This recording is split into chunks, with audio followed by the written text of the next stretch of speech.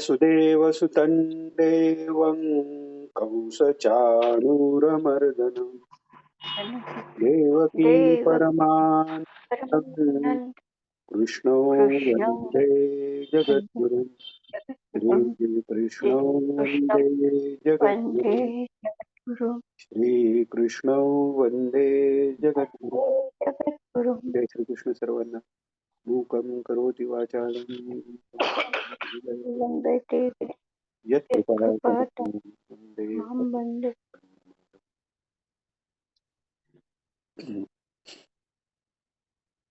काल आपण 8व्या अध्यायाची सुरुवात केली होती आणि 8व्या अध्यायातल्या 9व्या श्लोकापर्यंत आपण आलो होतो.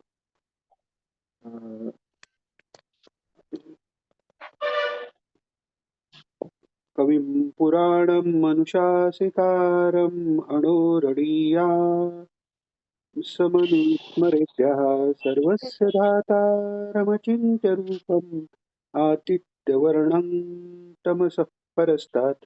त्याचा अर्थ आपण पाहिलेला की जो सर्वज्ञ पुरुष आहे तो पुराण म्हणजे अनादी अशा अनुशासितारम सर्वांना अनुशासित करणारा म्हणजे सर्वांचं नियमन करणारा आणि असं असूनही सूक्ष्मातही सूक्ष्म जो आहे आणि सर्वांचं धारण पोषण करणाऱ्या अशा अचिंत्य म्हणजे नुसतं विचारांनी जिथपर्यंत पोचता येत नाही असा तो अचिंत्य रूप आदित्य वर्णम म्हणजे प्रकाश. आता आपल्याला दिसणाऱ्या रूपामध्ये आदित्य हेच रूप भगवान सांगतायत कारण त्याच्याही पलीकडचं आपल्याला दिसू शकत नाही कारण स्वतः जे परब्रह्म स्वरूप आहे श्रीकृष्ण भगवंताचं ते कोटी सूर्य प्रकाशाचं त्यांचं रूप आहे. सूर्यकोटी समप्रभ जे म्हणतात तसं. तर ते तम म्हणजे अविद्येच्याही पलीकडचं परस्तात असलेलं असं ते त्या रूपाचं जो स्मरण करतो तर ते स्मरण केल्यानंतर पुढे काय होतं हे 10व्या श्लोकात भगवंत सांगतात. कोण घेते मी का म्हणते आज? दादा श्लोक हा मी घ्या म्हणते. घ्या बरं पडेल मला. थँक्यू. हा. प्रयाण काले मनसाचलेन भक्त्या युक्तो योग बलेन चैव भ्रुवोर्मध्ये प्राणमावेश्य सम्यक् सतं परं पुरुषमुपैति दिव्यम्. प्रयाण काल आला असताना हे पण आपण काल पाहिलेलं तरी पुढच्या विषयाच्या ह्यानी हे पुन्हा बघायला काहीच हरकत नाही की प्रयाण कालेनं म्हणजे अंतकाळी सुद्धा म्हणजे अंतकाळी सुद्धा असं म्हणण्याचं कारण की इतर वेळी आपल्याला भगवंताचं स्मरण होऊ शकेल पण मरण काळी ज्या वेदना होत असतात किंवा शरीराला सोडून जाण्याचं सगळं आपलं सुटणार आहे हे मानसिक ही वेदना असू शकतात कोणाला पण त्या सगळ्या न होता ज्याचं चित्त केवळ परमेश्वराकडे लागलेलं आहे आणि अर्थातच हे होण्यासाठी जन्मजन्मांतरीचा त्याचा अभ्यास झालेला आहे. आपण काल अ, जे अजामिळाचं उदाहरण पाहिलं आणि त्याच्यासारखा एक व्यापारी करायला गेला. पण आयुष्यभर तुम्ही जर विषयांचं चिंतन केलंय तर अंतकालीन तो विषय समोर येणारच. तर त्यामुळे प्रयाणकालीन सुद्धा जर स्मरण व्हायचं असेल तर आयुष्यभर कशी अ, अ, भक्ती तो अभ्यास केला पाहिजे. तर मग हा जो भक्त आहे युक्त असलेला पुरुष अ, भक्त्या युक्तो योग बलेन चैव म्हणजे तो भक्तीने युक्त योग बलेन म्हणजे योगाचं बल त्यांनी मिळवलेलं आहे हे तपश्चर्येने त्याला मिळालेलं आहे. तो प्रयाणकाली सुद्धा भुवयांच्या मध्ये प्राणाला आणून म्हणजे कुंडलिनी तिथपर्यंत गेली आणि भ्रूमध्ये म्हणजे जे योग्यांचं हृदय जे आज्ञाचक्र तिथे ते प्राण स्थापन करून नंतर काय काय करतो तो तर अचलेन मनसा म्हणजे मन अचल म्हणजे तिथून हलून न देता ईश्वराचं म्हणजे माझंच भगवंताचं स्मरण करतो आणि ते स्मरण करताना त्या दिव्यरूप परमपुरुषाच्या ठिकाणी तो प्राप्त होतो. म्हणजे त्या पुरुषालाच प्राप्त होतो म्हणजे तद्रूप होऊन जातो. त्यात मिसळून जातो. म्हणजे लाट आणि समुद्र वेगळा राहिलाच नाही. अ, म्हणजे तिथे परमेश्वराचा अंश मी हेही राहिलं नाही. कारण त्या लाटेतलं पाणी आणि समुद्र असं काही वेगळं काढता येत नाही. तो समुद्र रूपच तिकडे झाला. हे अ, आणि याचं कारण काय की सतत जो अभ्यास अनन्यश्चिंतयन्तो मा ये जना पर्युपासते हे जे भगवानांनी सांगितलेलं आहे. तेषा नित्याभियुक्तानां योगक्षेमं वहाम्यहम्. म्हणजे योग म्हणजे परमेश्वराकडे चित्त जोडणं आणि क्षेम म्हणजे ते तसंच टिकवणं. हा मुख्य योगक्षेम आहे. व्यवहारातला योगक्षेम तर कसाही होतो. जे अ, पण परमार्थातला जो योगक्षेम आहे, तो योग म्हणजे ईश्वराशी अ, युक्त मन होणं आणि क्षेम म्हणजे ते तिथेच राहणं. हे भगवंत त्याची काळजी घेतात. कारण तो अनन्यच चिंतयन्तो माम म्हणजे ईश्वराचं अनन्य चिंतन तो करत राहतो. म्हणूनच अंतःकाळी पण तो अशा स्थितीत राहून निर्वाण पदाला प्राप्त करून घेतो. हा 11वा श्लोक. यदक्षरं वेद यदक्षरं वेदविदो वदन्ति विशन्ति यद्यत्तयो वीतरागाः यदिच्छन्तो ब्रह्मचर्यं चरन्ति तत्ते पदं सङ्ग्रहेण प्रवक्ष्ये. वा. म्हणजे आता अ, य- ते जे सच्चिदानंद स्वरूप आहे की ज्यात तो विलीन होतो त्याच्याबद्दल थोडस भगवान सांगतायत. तर ते म्हणतात काय वेदविदा यदक्षरम वेदविदो वदती म्हणजे वेदविदो म्हणजे वेद जाणणारे जे विद्वान आहेत अ, ते त्याला अक्षर असं म्हणतात. आता हा जो अक्षर जो परमात्मा आहे तो सगुण साकार रूपाने श्रीकृष्ण भगवान आहेत. हे ज्याला कळलं त्यालाच खरं कळलं असं म्हणतात.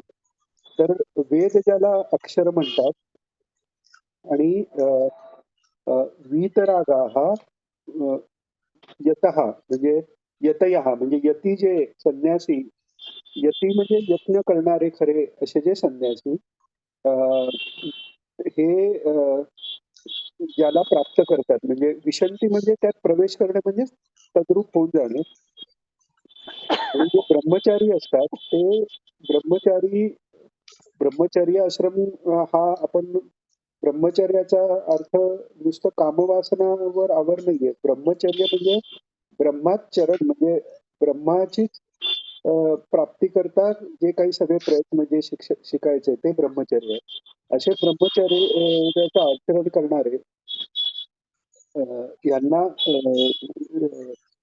अ, म्हणजे ज्या ब्रह्मपदाचे जे साठी जे सर्व आचरण करतात ते जे ब्रह्मपद आहे जे ते परमपद आहे सच्चिदानंद घन स्वरूप जे आहे ते मी आता तुला सांगतो असं भगवान म्हणतात. सम्यक सर्वद्वार सर्वद्वाराणि संयम्य मनोहृदि निरुध्य च मूढ्याध्यायात्मनः प्राणम् आस्थितो योगधारणाम्. 13वा पण घ्या दोन्हीचा एकत्र करू. ओमित्येकाक्षरं ब्रह्म व्याहरन् मामनुस्मरन् यः प्रयाति त्यजन् देहं स याति परमां गतिम्. वा. आता सर्वद्वाराने संयम्य आपली जी शरीर आहे ते नवद्वार त्याला आहे. त्या नवही द्वारांचा संयम करणं म्हणजे अ, डोळ्यांनी म्हणजे दृष्टीचा संयम झाला. नाक श्वास तिथे थांबला, उभट झाला आणि कानाने आपल्याला हे कल्पनाही करता येणार नाही. पण न ऐकणं, बाजूचा आवाज न ऐकून केवळ परमात्मा कडे लक्ष लावणं किंवा तो अनाहत नादाकडे लक्ष देणं हे त्या योगाला शक्य होतं. तर सगळ्याचा संयम आहे. सगळ्याही 9 द्वार जे आहेत त्याचा संयम करून मनोहृदी निरुद्धच मनाला हृदयाच्या ठिकाणी निरुद्ध करून आता इथे आपण ऑलरेडी पाहिलेलं आहे की आधीच्या श्लोकात भगवंतांनी सांगितलंय की भ्रुवोमध्ये प्राणमावेश, म्हणजे भ्रुवोमध्ये प्राण म्हणजे इकडे प्राण आणला, आणि आता ते म्हणतात की हृदी निरुद्ध म्हणू, हृदी निरुद्धच. तर याच्यावरही पुन्हा एकदा हेच भगवान सांगतात की हृदय म्हणजे हे योग्यांचं हृदय, ही हृदग्रंथी ही आज्ञाचक्राला म्हणतात.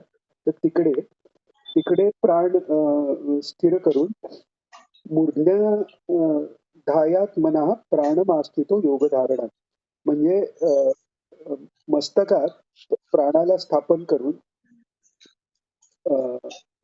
योगधारणा म्हणजे परमात्म्याशी योग म्हणजे परमात्म्यावर धारणा ठेवून योगधारणेत स्थिर होऊन जो पुरुष ओम या एका अक्षररूप ब्रह्माचा उच्चार करीत आणि त्याचे अर्थस्वरूप निर्गुण जे ब्रह्म आहे म्हणजे सच्चिदानंद रूप ब्रह्म असा जो मी आहे असं भगवान म्हणतात, त्याचे चिंतन करत देह टाकून जातो, तो परमगतीला प्राप्त होतो. आता इथे ओम याचा अर्थ नुसता ओम असा नाही, सद्गुरूंनी दिलेलं जे नाम आहे ईश्वराचं कोणतंही नाम हे त्या ओम याचीच वेगवेगळी रूप आहेत. तर असा जो ते त्या ब्रह्मचिंतनात प्राण विलीन करतो, तो त्या ब्रह्मरूपाला प्राप्त होतो. पुढे पुढचं बोलू का? हो हो 14. अनन्यचेतास अनन्यचेतास सततं यो मां स्मरति नित्यशः तस्याहं सुलभः पार्थ नित्ययुक्तस्य योगिनः. वा. आता भगवान हेही सांगतात की अं, एक सोपा उपाय ही ते भगवान सांगतायत की अनन्य चेता सततम, म्हणजे हे पूर्ण अनन्यश्चिंतयन्तो माम च्याच हा प्रकार आहे. म्हणजे मला अनन्य माझं चिंतन करणारा, आणि ते अनन्यश्चेता म्हणजे माझ्याशिवाय कुठेही चित्त न ठेवणारा, सततम योमाम स्मरती निश्चिता, म्हणजे सतत आणि निरंतर नित्य माझं स्मरण करतो. म्हणजे तुकाराम महाराजांनी म्हणजे ईश्वरा तुझं स्मरण राहावं हे आपण मागू शकतोच. पण तुकाराम महाराज जे मागतायत ते एक विशेष मागतायत. ह्याची दान देगा देवा तुझा विसर न व्हावा. स्मरण मागितलं तर हा स्मरण राहिलं, एकदा राहिलं, दोनदा राहिलं, 10 वेळा राहिलं. पण त्याच्यापेक्षाही मला तुझं विस्मरणच होऊन देऊ नकोस हे मागणं म्हणजे सतत स्मरण राहिलं. तर जे प्रल्हादजींनीही मागितले की अनन्य आणि अप्रतिहत अशी भक्ती मला पाहिजे. अप्रतिहत याचं उदाहरण देताना तेल धारेप्रमाणे, पाण्याची धार आहे ती इकडे तिकडे जाते, मध्येच थांबते, तेल एक सलग खाली पडत राहतं. तसं अनन्य आणि अप्रतिहत जी भक्ती आहे ती ज्याची माझ्या ठिकाणी स्थिर अशी अ, अ, अ, जो ठेवून असतो आणि नित्ययुक्त माझ्याशी जो असतो, त्या योगासाठी मी अत्यंत सुलभ आहे. म्हणजे पुन्हा जे 12व्या अध्यायात पुन्हा एकदा अर्जुनाला सांगणार आहे, ते इकडे भगवंतांनी सांगितलेलं आहे. आता या ह्याच्यात अ, माझी स्मरण जेव्हा म्हटलंय तेव्हा भगवंतांनी निर्गुण निराकार तुम्ही स्मरण करा, सगुण साकार करा. माझ्यापर्यंत तुम्ही पोहोचणार आहात. पण सगुणाच्या भक्तीने मी लवकर प्राप्त होतो हे कुठेतरी भगवंताला सुचवायचं आहे, आणि हे कुठेतरी अर्जुनाला कुठेतरी त्याचा सुगावा या श्लोकातनं लागलेला आहे. म्हणूनच तो पुढे तो प्रश्न विचारणार आहे की इथे सांगताना आधी प्राणाच्या अ, अ, प्रयाणकालात सच्चिदानंद रूपाकडे भ्रूमध्यात प्राण आणून सच्चिदानंद रूपाचं चिंतन करणारा माझ्यापर्यंत प्राप्त होतो म्हणतायत भगवान, आणि लगेच हेही सांगतायत सततो या सततो यो सततम यो माम स्मरती. जेव्हा मी म्हटलंय तेव्हा मी म्हणायला तो भगवंताचं ते सगुण साकार श्रीकृष्ण रूप येतं. हेच पुढे अर्जुन 12व्या अध्यायात क्लिअर करून देणारच आहे. तर तसं मामुप तर तसं म्हणजे कितीही आपण प्रत्येक अध्यायात वेगवेगळ्या योगाचं जरी एक्सप्लेनेशन आलं तरी प्रत्येक अध्यायात आपल्याला कुठे ना कुठेतरी हा संदर्भ सापडतोच की हे जे सगळं काही योग आहे किंवा सगळी ही जी प्राप्ती आहे ती एका माझ्या चिंतनाने सहज प्राप्त होऊ शकते हे भगवान पुन्हा पुन्हा सांगतात 15वा श्लोक. मामुपेत्य पुनर्जन्म दुःखालयमशाश्वतम् नाप्नुवन्ति महात्मानः संसिद्धिं परमां गताः. वाव. आता अशा रीतीने माझ्याशी जो युक्त झालेला जो महात्मा आहे आता इथे त्याला साधक म्हटलेलं नाहीये योगी म्हटलेलं नाहीये कारण तो माझ्याशी युक्त झाला आता मदरूप झाला. कोणालाही महात्मा म्हटलं महा हा शब्द जिथे लागतो तिकडे कुठेतरी सच्चिदानंद रूपाशी एकरूप तेच दर्शन झालेलं आहे. तो व्यापक असा तो अर्थ येतो. हल्ली आपण कोणालाही महात्मा म्हणतो, पण महात्मा याचा अर्थ जो त्या सच्चिदानंद स्वरूपाला प्राप्त झालेला आहे त्याच्याकरता वापरतात. तर तसं भगवान म्हणतात, की असा जो महात्मा आहे, कसा असा म्हणजे, की अशी जी मला माझ्यात सतत रत राहण्याची जी सिद्धी ज्यांनी प्राप्त करून घेतलेली आहे, परमसिद्धी म्हणतात भगवान. तो मला प्राप्त करून घेतल्यावर जे दुःखालयम अशाश्वतम दुःखाचं घर असलेला अशाश्वत असा जो संसार आहे असा जो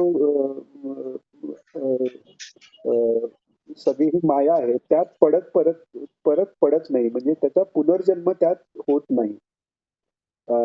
हे भगवान सांगतात. आता पुढचं हा ब्रह्मभुवनाल्लोका पुनरावर्तिनोऽर्जुन मामुपेत्य तु कौन्तेय पुनर्जन्म न विद्यते.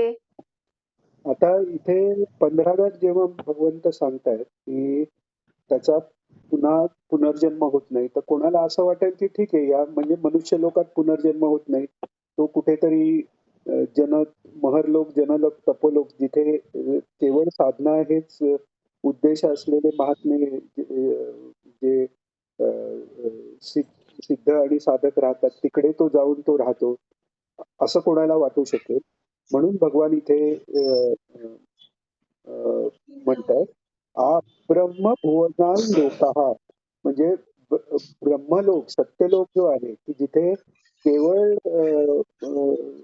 भगवंताच्या ध्यानातच सगळे लोक आहेत तिथेही जायला लागत नाही कारण तो सायुज्य त्याला मिळालेलं आहे म्हणजे तो ब्रह्मलोकापासून अगदी रौरव नरकापर्यंत कोणत्याही लोकात म्हणजे कुठेच त्याला जन्म येत नाही हे भगवान सांगतात. पुनरावर्ती म्हणजे पुनर्जन्म त्याला कुठेही येत नाही. आणि हे कशामुळे होतं? माम उपेत्य. माम उपेत्य म्हणजे आपण आधीही तो हा शब्द आलाय. माम उपेत्य म्हणजे मला प्राप्त करून घेतल्यावर, माझ्यापर्यंत पोचल्यावर त्याला कुठेही पुन्हा वर्तन होत नाही. पुनर्जन्म त्याला घ्यायला लागतो. पुढे 17. सहस्रयुगपर्यन्तम् अहर्यद् ब्रह्मणो विदुः रात्रिं युगसहस्रान्तान् ते होरात्रविदो जनाः. आता सहस्र युग पर्यंत आता हा एक 16व्यातलं सांगायचं राहिलं ते भगवान का सांगतायत की त्याला पुनरावृत्ती कधी होत नाही कारण ब्रह्मलोक जरी असला किंवा कोणताही लोक तपोलोक असेल किंवा शेवटचा जो ब्रह्मलोक आहे सत्य लोक तोही ब्रह्मदेवाचं आयुष्य असण्यापर्यंतच आहे म्हणजे तोही कुठेतरी त्यालाही कुठेतरी शेवट आहे पण हा माझ्या अव्यय अशा अक्षर रूपाशी एकरूप झाल्यामुळे त्याला कुठेही शेवट नाही तो अनंत रूपात विलीन झालेला आहे त्यामुळे ह्या ब्रह्मलोक जरी असला तरी तो अनित्यच आहे त्यात इतर लोकांपेक्षा जास्त तो लोक टिकणारा असेल किंवा ब्रह्मदेव आदी जीव आहेत, ते सर्व जीवांपेक्षा जास्त ते जगतात. त्यांच्या आयुष्याची आपल्याला मोजमाप करायला गेलं तर म्हणजे अ, अ, वेगवेगळे त्यांची मन्वंतरं म्हणजे 71 सायकल्स युगांची असे कित्येक झाले, की नंतर ब्रह्मदेवाचा हे असं सगळं आहे. तर कितीही लक्षावधी, करोडोवधी अ, अ, वर्षांचं आयुष्य जरी ब्रह्मदेवाला आणि त्यांच्या लोकाला असलं, तरी ते मर्यादित आहे. पण हा म्हणजे हे किती म्हणजे ब्रह्मदेवांचं आयुष्य किती आहे, हे पुढे सांगतायत. पण त्याच्याबरोबर हेही जाणवून देतायत, की ते असलं तरी तेही कधीतरी संपणार आहे. तर 17व्या श्लोकात आता ते सांगतायत सहस्रयुगपर्यंतम अ, अहर्यत ब्रह्मणो भू म्हणजे ब्रह्मदेवाचा एक दिवस आहे, तो 1000 चतुर्युगांपर्यंत म्हणजे सत्ययुग, त्रेता, द्वापार आणि कली या युगांचं मिळून एक सायकल अशी 1000 सायकल एवढा त्यांचा एक दिवस आहे आणि परत तेवढीच 1000 सायकल असे त्यांची रात्र आहे. आता कलियुग 4,32,000 त्याच्या दुप्पट द्वापार, त्याच्या दुप्पट त्रेता, त्याच्या दुप्पट सत्ययुग एवढे सगळी लक्ष वर्ष याचे हजार अशी 1000 असा एक दिवस झाला, हजाराची रात्री अशी 100 अशा एक दिवस त्या दिवसाच्या परिमाणाने 100 वर्ष एवढं ब्रह्मदेवाचं आयुष्य आहे. आणि आता त्यांचं 50 वर्ष आयुष्य सध्याच्या ब्रह्मदेवांचं ऑलरेडी झालेलं आहे. म्हणजे परार्ध पहिला परार्ध संपला, द्वितीय परार्ध म्हणून आपण पूजेच्या वगैरे संकल्पात जेव्हा कालाची आपला कुल सांगतो तसं काल कोणत्या काली ही पूजा आम्ही करतोय हेही सांगत असतो. तेव्हा द्वितीय परार्ध आहे. ब्रह्मदेवाच्या द्वितीय परार्धात अमुक-अमुक मन्वंतरे वगैरे असं तो काल आपण सांगतो. तर एवढं मोठं ते ब्रह्मदेवाचं आयुष्य आहे, की 1000 युगांचा एक दिवस, 1000 युगांची एक रात्र. हे आता हे तत्वतः जे जाणतात, ते योगी लोक कालाचे तत्व जाणणार आहेत. आता हे तत्वतः जाणतात म्हणजे काय? तर तत्वतः जाणणं म्हणजे यातलं तत्व काय आहे? तर तत्वमूळ असं आहे, की काल ही संकल्पना ही अ, अ, ही विद्यामायेच्या अंतर्गतच आलेली आहे. म्हणजे अ, सृष्टीच्या उत्पत्तीबरोबर ते किंवा मायेच्या उत्पत्तीबरोबर कालाची उत्पत्ती आहे आणि माया ही अनिर्वचनीय आहे. त्यामुळे तिची उत्पत्ती कधी झाली असं सांगता येत नाही. ती माया ही नित्यप्रवाह म्हणजे ती जसं अक्षर ब्रह्म कालातीत आहे, तशी ती माया ही कालातीत आहे. त्यामुळे ह्या कालाला परिमाण नाही म्हणजे अमुक वेळी काळ सुरू झाला म्हणायला वेळ तिकडे नाहीच आहे. त्यामुळे जिथे काळ नाही तिथे काळाची संकल्पना नाही. अशा दृष्टीने काळ हा अनंत आधीही अनंत, पुढेही अनंत आहे. त्या मानाने हे ब्रह्मदेवाचं सहस्रयुगपर्यंत हेही खूपच मर्यादित आहे. हे ज्याला कळतं किंवा जो कालाच्याही पलीकडे गेला, काल हे राहिलंच नाही त्याच्यासाठी, की तो त्याला त्या गोष्टीला तत्वतः जाणू शकतो. जेव्हा अ, अ, अघासुराचा नाश झाला, तेव्हा सगळ्या देवांनी पुष्पवृष्टी वगैरे केली. तेव्हा ब्रह्मदेवांनाही तेव्हा थोडासा मोह उत्पन्न झाला, की हा कोण कृष्ण आहे? वास्तविक भगवान श्रीकृष्णांचा अवतार होण्यासाठी सगळ्या देवांबरोबर ब्रह्मदेवांनीच जाऊन विनंती केलेली आहे विष्णूंना, की आपण पृथ्वीचा भार दूर करावा म्हणून. आणि भगवंतांनी फक्त पृथ्वीचा भार दूर करायलाच नाही, तर भक्तीचा अ, प्रसार करायला. खरी भक्ती काय आहे? म्हणजे जे योगी आणि ज्ञानी आहेत, भागवतात आलेलं आहे, की जे ज्ञानी योगी असे ऋषी आहेत, त्यांना भक्ती काय हे समजवायला म्हणून हा अवतार आहे. तर असा ब्रह्मदेवांच्या विनंतीनी जो अवतार झालाय, त्यांच्या जन्मकाळीही सगळे देव तिथे प्रकट होऊन ते पाहतायत चतुर्भुज रूपाने भगवान प्रकट झाले आणि मग देवकी मातेच्या विनंतीनुसार ते द्विभुज बालरूप त्यांनी पुन्हा घेतलेलं आहे. तर हे सगळं पाहूनही भगवंताची माया इतकी विलक्षण आहे की त्यांनाही मोह झाला की कोण आहे कृष्ण आपण पाहूया म्हणाले. आणि झालं त्यांनी हे सगळे जण जेवत होते. जेवत असताना पहिल्यांदा त्यांची वासरं गायी त्यांना ब्रह्मदेवांनी स्वतःच्या लोकात आणून ठेवलं. गायींचा काय हे लागत नाही म्हणून कृष्ण गायींना बघायला गेले. तेवढ्यात या सगळ्या गोपाळांनाही त्यांनी वळ आणलं. आणि भगवंतांना लक्षात आलेलं आहे की हे ब्रह्मदेव परीक्षा पाहत आहेत. तर त्यांनी त्या सगळ्या गोपाळांची आणि गायीची रूपं घेऊन 1 वर्ष त्याप्रमाणे ते राहिले. ते 1 वर्ष म्हणजे ब्रह्मदेवांचा किंचितसा काळ झालेला आहे.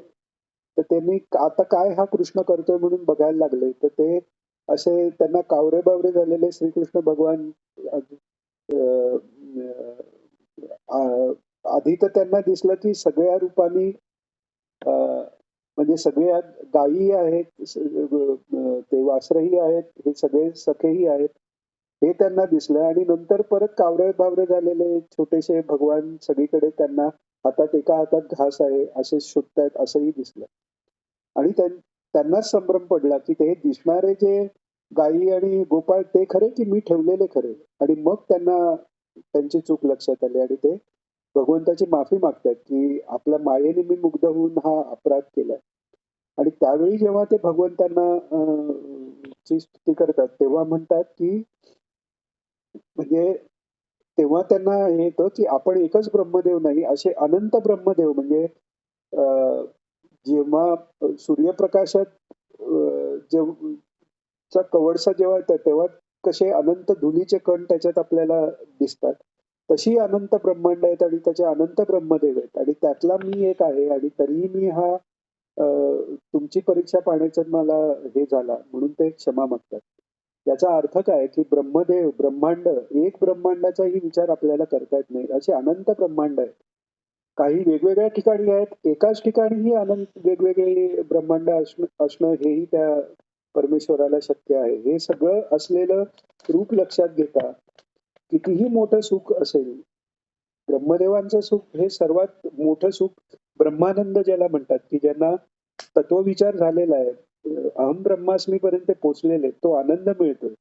त्याच्याही पलीकडे भगवंत आहेत, जिथे वासुदेव सर्वम म्हणजे तिथे मी आनंद घेतोय ही वृत्तीचा नाश झालेला आहे. असं जे आणि त्या ठिकाणी मग कालाची कल्पनाही नाही. कारण काल हा सापेक्ष आहे. रूपांतर असेल तर त्या कालाचं अस्तित्व आहे. इथे सच्चिदानंद हे स्वरूप त्याच्यात काहीही कुठेही मागे पुढे कालाप्रमाणे असा काही बदल नाही कारण काल ही संकल्पनाच तिथे निर्माणच झालेली नाही. हे ज्याला कळलं त्याला अ, अ, भगवान म्हणतायत की अ, ते काळाचं हे तत्वता जे जाणतात ते स्वरूप काळाचं स्वरूप जाणणार आहेत असे भगवान म्हणतात. म्हणजे हा खरं तर काल या रूपानेही हा भगवंताचा कालरूपी परमात्मा म्हणतात त्यांना. कालरूपानेही भगवंतच स्वतः आलेले आहेत.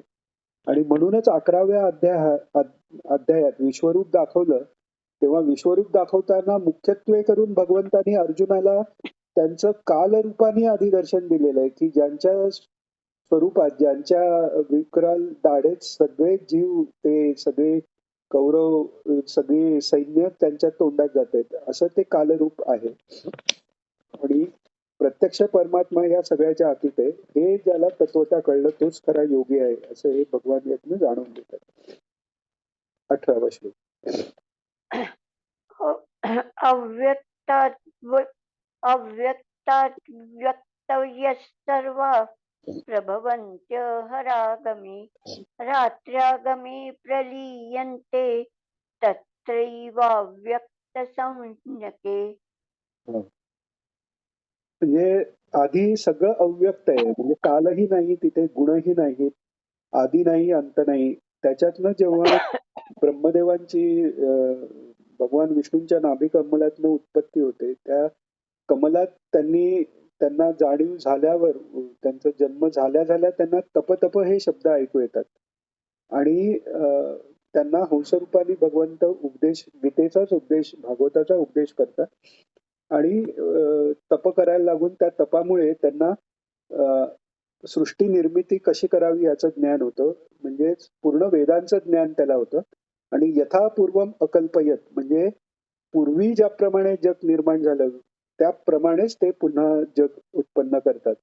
तर सर्व चराचर सगळे जे भूत आहे अ, ते अव्यक्तापासून ब्रह्मदेव पहिल्यांदा व्यक्त रूपाने आले आणि त्यांचं सूक्ष्म शरीर हिरण्मय ज्यांना म्हणतात त्या सूक्ष्म शरीर त्या मनानेच त्यांनी सगळी सृष्टी निर्माण पहिल्यांदा केलेली आहे.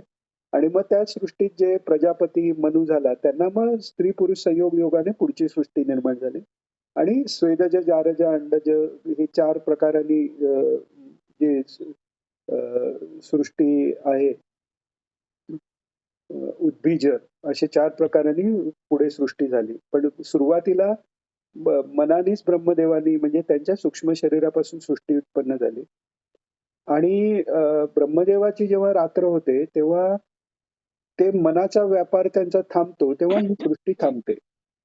असा त्याला प्रलय म्हणतात. आणि जेव्हा ब्रह्मदेवाचं आयुष्य संपतं पूर्ण, त्यांची 100 वर्ष पूर्ण होतात, तेव्हा ब्रह्मदेवांचंही शरीर विलीन सूक्ष्म शरीर अ, अ, पूर्ण ब्रह्मात सच्चिदानंदात विलीन होतं. त्याला म्हणतात महाप्रलय. त्याच्या आधीचे जे प्रलय आहेत, त्या प्रलयानंतर ब्रह्मदेव आणि सप्तऋषी हे कायम राहतात. महाप्रलयात सगळ्याचाच नाश आहे. आणि मग पुन्हा भगवान विष्णूंच्या नाभीतून पुन्हा नवीन ब्रह्मदेव, पुन्हा नवीन सृष्टी तयार होते. ब्रह्मदेवाच्या रात्रीच्या वेळी, प्रलयाच्या वेळी, तेव्हा सगळे जे जीव आहेत ते त्यांच्या कारण देहात म्हणजे अज्ञानात बीजरूपाने ब्रह्मदेवांच्याच कारण देहात सुप्तावस्थेत राहतात. आणि सृष्टी निर्मितीच्या वेळी ते पुन्हा येतात. पण महाप्रलय जेव्हा ब्रह्मदेवांचा जो आयुष्य संपतो तेव्हा या सगळ्या जीवांची मुक्ती तिकडे होते असं म्हणतात. 19. भूतग्रामस्येवायं भूत्वा भूत्वा प्रलीयते रात्र्यागमे वशः पार्थ प्रभवत्यहरागमे. आता भूतग्राम, ग्राम म्हणजे इथे समूह अशा अर्थाने घेतात. जे भूत म्हणजे जे झालेले, जन्माला आलेले आहेत. तर ज्यांनी भगवंताची प्राप्ती करून घेतली त्यांचा वैयक्तिक प्रलयच म्हणतात. मुक्ती म्हणजे वैयक्तिक प्रलय, त्याच्यासाठी जग संपलं.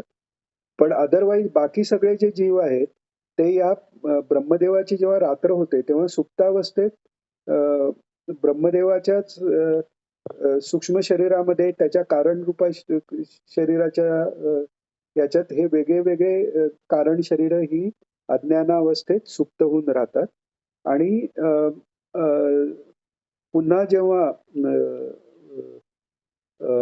त्यांचा दिवस होतो तेव्हा ते पुन्हा उत्पन्न होतात. पुन्हा त्यांचे सगळे संस्कार आणि ह्याच्याप्रमाणे त्यांचे जन्म होत राहतात. पुन्हा रात्र होते, पुन्हा ते सुप्तावस्थेत जातात. आणि त्यात जे जीव यतताम अपि सिद्धानाम जे यत्न करत करत राहतात परमेश्वराशी योग मिळवून जे आधी सांगितल्याप्रमाणे त्याच्यात विलीन होतात ते मुक्त होतात. बाकीचे जीव पुन्हा पुन्हा जन्माला येतात. 20. परस्तस्मात्तु भावोऽन्यो व्यक्तो व्यक्तात् सनातनः यस्य सर्वेषु भूतेषु भूतेषु न यस्य सर्वेषु भूतेषु नश्यत्सु न विनश्यति. आता हे जे काही उत्पन्न होणार आणि नाश पावणार आहे ब्रह्मदेवासकट सगळं, याच्या पलीकडे जे आत्मतत्व आहे श्रीकृष्ण भगवान जे आपण म्हणतो ते सच्चिदानंद स्वरूप आहे. ते सगुणही आहे आणि ते निर्गुणही आहे. जसं म्हटलेलं आहे, तुझं सगुण म्हणू की निर्गुण रे, सगुण निर्गुण एकू गोविंद रे. परमेश्वराचं रूप सीमित दिसतंय ते आपल्याला कळावं म्हणून त्या रूपाने ते आलेले आहेत. पण ते त्यांच्यात पंचमहाभूतांचा काही संबंध नाही. ते पूर्ण त्यांची चित्शक्ती रूपानेच ते आलेले आहेत. त्यामुळे त्यांनी विविध रूपानेही ते राहतात, एकरूपानेही राहतात, व्यापक रूपानेही राहतात, मोरपिसदारी छोट्याशा बालस्वरूपातही राहतात. कोणत्याही रूपात ते राहिले तरी तेही पूर्ण सच्चिदानंद स्वरूपत्व त्यांचं कमी होत नाही, वाढतही नाही. कारण तेच सर्वत्र आहे. त्यांच्याशिवाय दुसरं काहीच नाही. तर त्यामुळे अ, अ, ह्या अव्यक्त जरी म्हणजे सगळे जीव जेव्हा सृष्टी नाही अ, तेव्हा ते जीव जे आहेत, त्या अव्यक्त स्वरूपात आहेत. त्याच्याही पलीकडे हा भगवान आहे. म्हणजे महाप्रलय जरी झाला, म्हणजे सगळ्या जीवांची मुक्ती झाली, ब्रह्मदेवांचंही आयुष्य संपलं, तरीही जे राहतं ते भगवान कृष्णांचं सच्चिदानंद स्वरूप आहे. हेच ते स्वतः सांगतायत, की अव्यक्ताहून पलीकडचा दुसरा अर्थात विलक्षण असा जो सनातन भाव आहे, सत आतन म्हणजे सर्व काला त्रिकाला भेदी तो मी अ, तो कायम राहतो असं सांगितलंय.